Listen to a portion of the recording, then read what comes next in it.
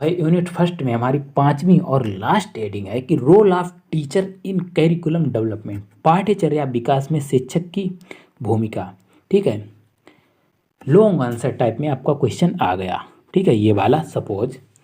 तब आपको क्या करना है कि सबसे पहले तो पाठ्यचर्या आप लिखेंगे, उसके बाद शिक्षक के बारे में लिखेंगे, उसके बाद पाठ्यचर्या विकास में शिक्षक की क्या भूमिका होती है। शॉर्ट में आ गया। तब आपको शॉर्ट इससे लॉन्ग से शॉर्ट कैसे करना है इतना तो आपको एटलीस्ट आइडिया हो गई। ठीक है, मतलब हम थोड़ा कम कम लिख सकते हैं।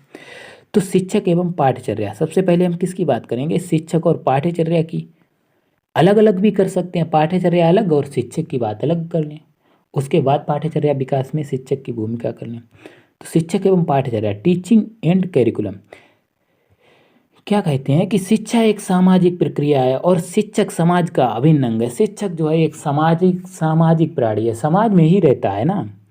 तो शिक्षक समाज का अभिन्न अंग है, इसलिए किसी शैक्षिक कार्यक्रम की सफलता या असफलता शिक्षक पर निर्भर करती है। और पाठ्यक्रम शिक्षक के लिए अपने विचारों को बालकों तक पहुंचाने का माध्यम होती है। जो पाठ्यचर्या हमारी होती है, जो पाठ्यक्रम होता है, शिक्षक को अपने लक्ष्य का ज्ञान तथा उद्देश्यों का सही निर्धारण करने में सक्षम होना चाहिए। इसके अलावा हम क्या बात कर सकते हैं कि शिक्षण में, एक अच्छे शिक्षण में क्या क्या गुण होने चाहिए। होते तो बहुत ही कम है, होने क्या क्या चाहिए। क्वालिटीज ऑफ टीचर, तो सबसे पहला गुण क्या है, सामाजिकता। शिक्षक में सामाजिकता का गुण होना चाहिए, क्योंकि समाज का हिस्सा है। ऐसा नहीं है कि आप शिक्षक बन गए, आपको किसी से बात ही नहीं करनी है, अरे हम तो शिक्षक हो गए, हम नॉर्मल इंसान से बात नहीं करेंगे। तो सामाजिकता का गुण होना चाहिए। धैर्य एवं सहनशीलता, कोई बच्चा अगर गलत काम करता है तो हमें धैर्य रखना चाहिए, सहनशीलता होनी चाहिए। ऐसा नहीं कि उसको कूट दिया जरा सी बात पर। ठीक है, तो बाल मनोविज्ञान का ज्ञान, शिक्षक को बाल मनोविज्ञान का ज्ञान होना चाहिए। अच्छा शिक्षक बाल मनोविज्ञान का ज्ञाता होता है, क्योंकि उसे बालकों को पढ़ाना है, तो बाल मनोविज्ञान का ज्ञान होना चाहिए। इसके अलावा असंप्रदायिकता और जातिगत निरपेक्षता, ऐसा नहीं है कि आप उसको पढ़ा रहे हैं तो मतलब अपने छात्रों में सांप्रदायिक भावना उत्पन्न ना करें। ठीक है, जातिगत निरपेक्षता ना करें, कोई भी किसी भी जाति धर्म का है तो उनमें भेदभाव ना करें। ये एक अच्छे शिक्षक के गुण हैं। समय पाबंद होना चाहिए कोई भी शिक्षक। ऐसा नहीं है कि बेल लगी उसके जो है घंटा निकलने को आ गया, उसके बाद क्या हुआ लास्ट 15 मिनट में आए, तो ये नहीं होना चाहिए।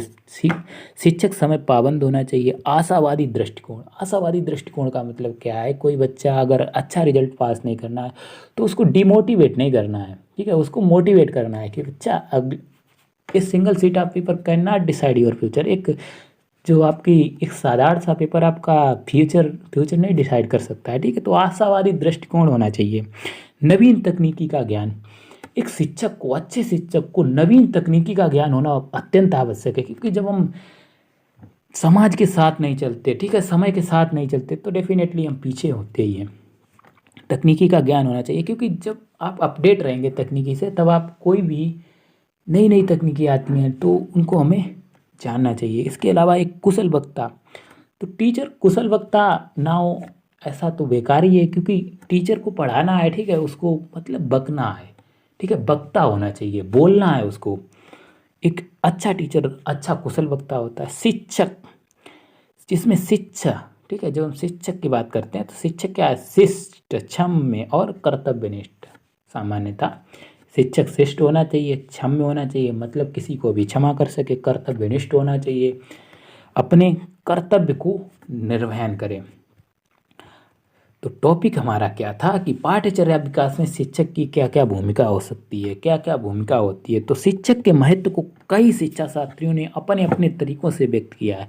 प्रसिद्ध शिक्षाविद नेल्सन ने क्या कहा है कि शिक्षा किसी भी योजना में अध्यापक को केंद्रीय स्थान देता हूँ मैं, मतलब शिक्षा की किसी भी योजना में मैं अध्यापक को केंद्रीय स्थान देता है। क्योंकि शिक्षक क्या होता है, अध्यापक क्या होता है, बच्चों का मार्गदर्शक होता है। ठीक है, बच्चे उसको अपना आदर्श मानते हैं, इसीलिए इन्होंने कहा मैं उसको केंद्रीय स्थान देता हूँ। ये कथन पूर्णतः सत्य है, क्योंकि शैक्षणिक प्रक्रिया के मुख्य संचालक के रूप में अध्यापक का स्थान निश्चित रूप से केंद्र में है।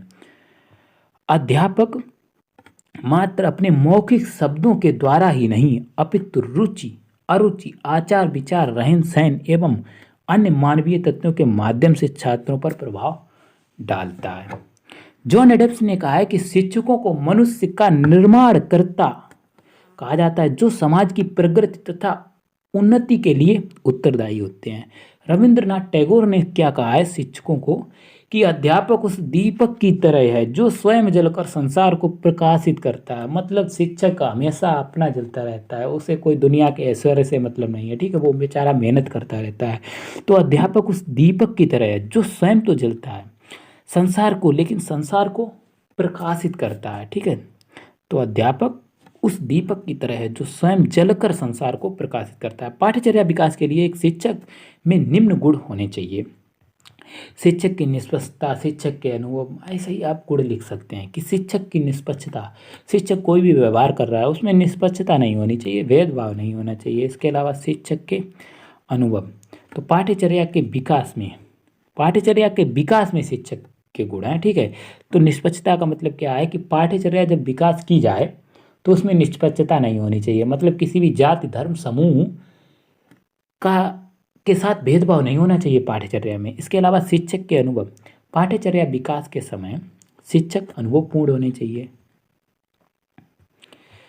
शिक्षक की योग्यता एवं ज्ञान, ठीक है, शिक्षक योग्य होना चाहिए और उसको जो भी पाठ्यचर्या का विकास वो कर रहा है उसका उसे ज्ञान होना चाहिए, उस विषय में ज्ञाता होना चाहिए, हम कह सकते हैं। इसी तरह प्रजातांत्रिक विचारधारा, लोकतांत्रिक विचारधारा, इसमें भी वही बात करते हैं, किसी भी विशेष जाति धर्म समूह से उसे ऐसी पाठ्यचर्या नहीं बनानी चाहिए जो किसी को टारगेट करे, ठीक है, किसी को पीछे रखे मतलब। इसी तरह सामाजिक आवश्यकताओं का ज्ञान, तो पाठ्यचर्या का विकास ऐसे किया जाना चाहिए जिससे हमारी सामाजिक आवश्यकताएं पूरी हो सकें, ठीक है। जो हमारे ऐसी शिक्षा होनी चाहिए, ऐसी पाठ्यचर्या में ज्ञान होना चाहिए जो हमारे दैनिक जीवन में प्रयोग आए। छात्रों की शैक्षिक योग्यता का ज्ञान, वही बात है कि पाठ्यचर्या विकास में छात्रों की शैक्षिक योग्यता का मतलब ये है कि छात्र किस हद तक समझ सकते हैं, इस बात का हमें ध्यान रखकर ही पाठ्यचर्या का विकास किया जाना चाहिए। तो यहाँ पर आपकी पूरी यूनिट फर्स्ट समाप्त होती है। उम्मीद है आपको वीडियो पसंद आई होगी। आपको ये वीडियो कैसी लगी आप हमें कमेंट बॉक्स में बिल्कुल बताइएगा। अगर वीडियो पसंद आए तो प्लीज़ वीडियो को लाइक करें, ज़्यादा से ज़्यादा अपने दोस्तों के साथ शेयर करें और हमारे चैनल को सब्सक्राइब करें। Thanks for watching.